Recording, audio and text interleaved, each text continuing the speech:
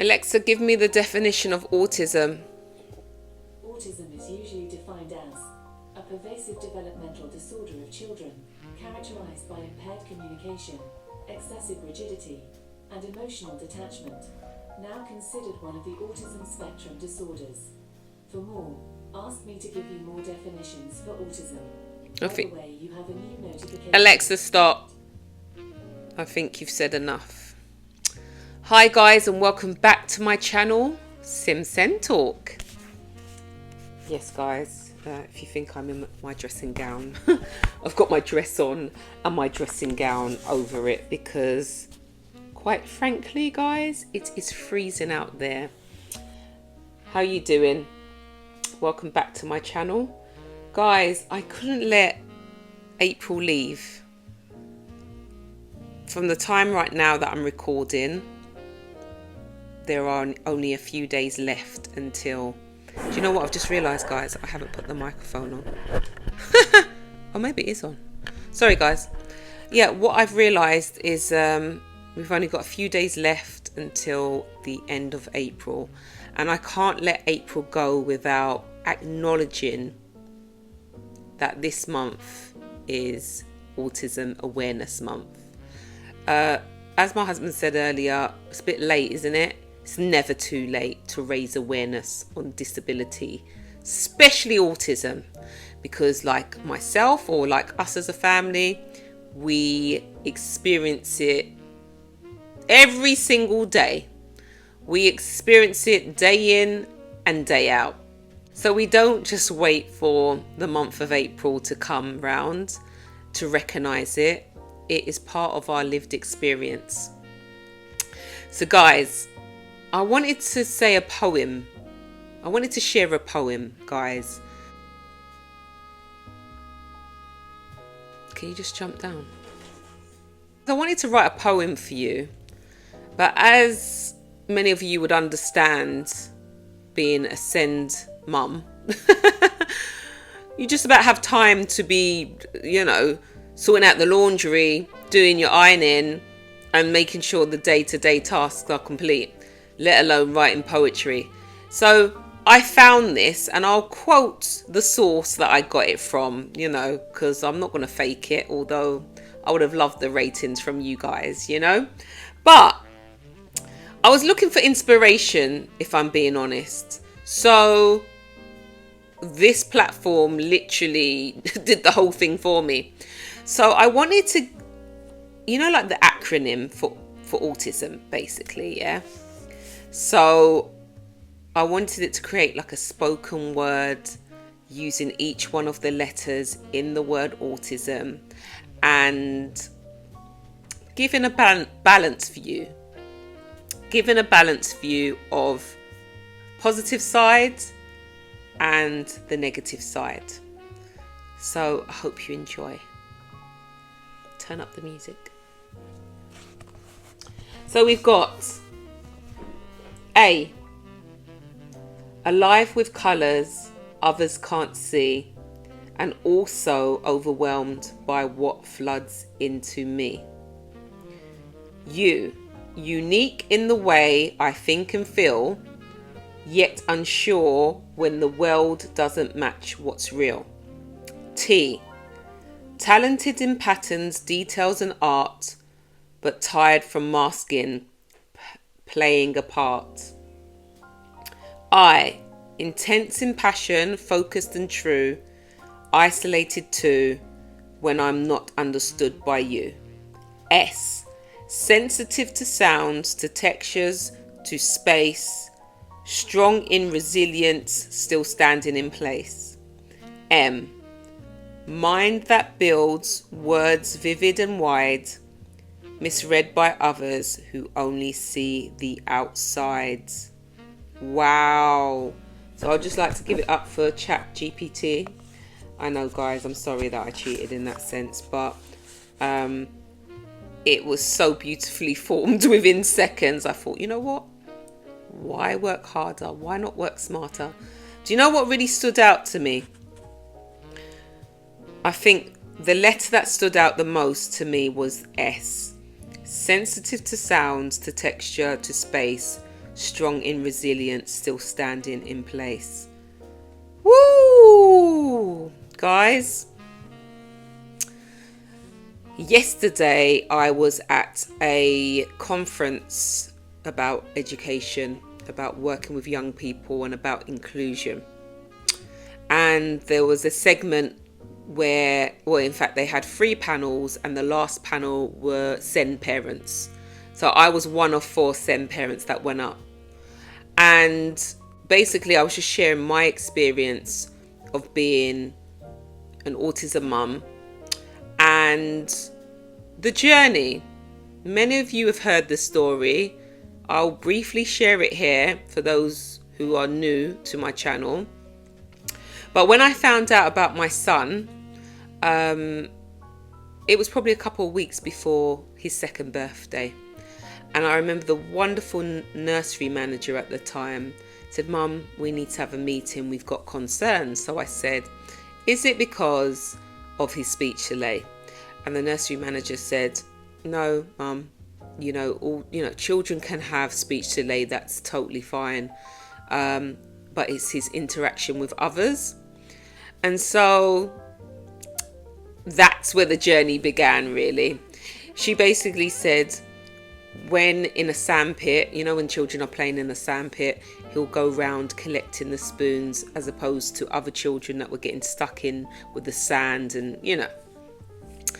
And then I went home and, when they say don't look up, if you're unwell, don't look on Google for symptoms because it will basically say you're not going to be here in 24 hours. But I tried to use Google in a different way. I wanted to find support for my son.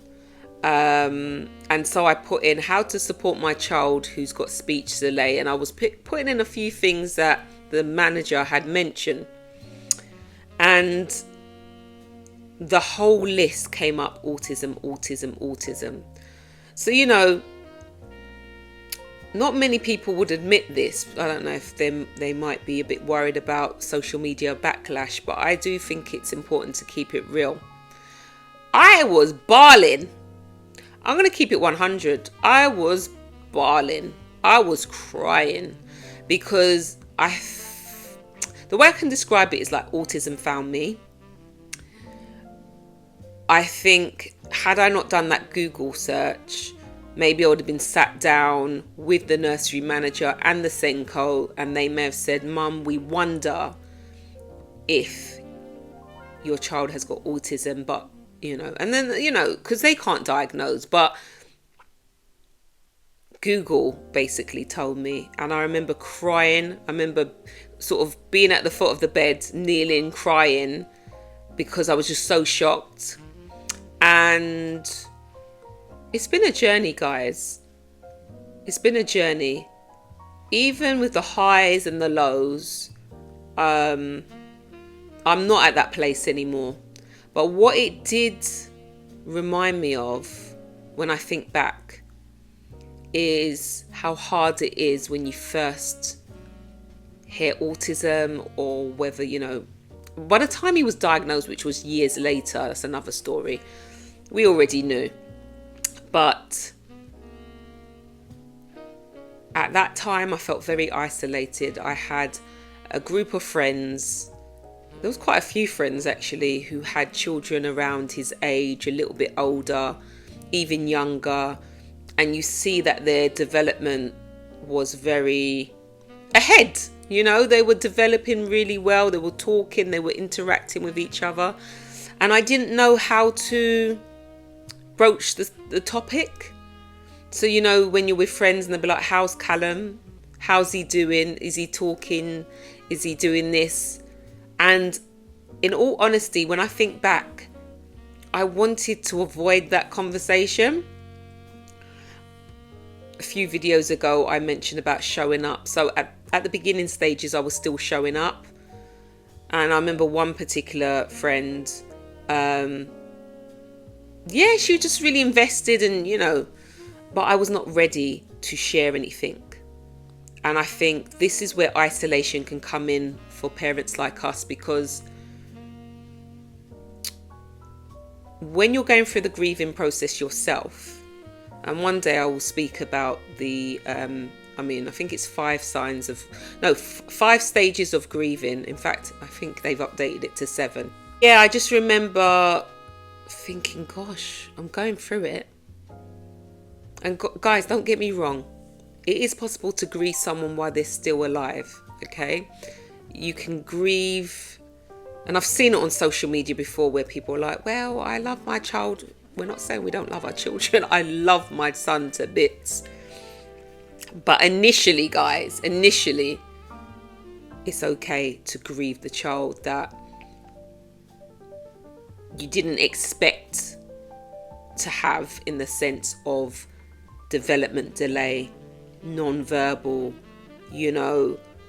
not knowing if they're in pain, in discomfort, if they are, where is it, Are marks come back on their face from school? Is he being did he just get scratched by another child? There's challenges, and we have to keep it 100.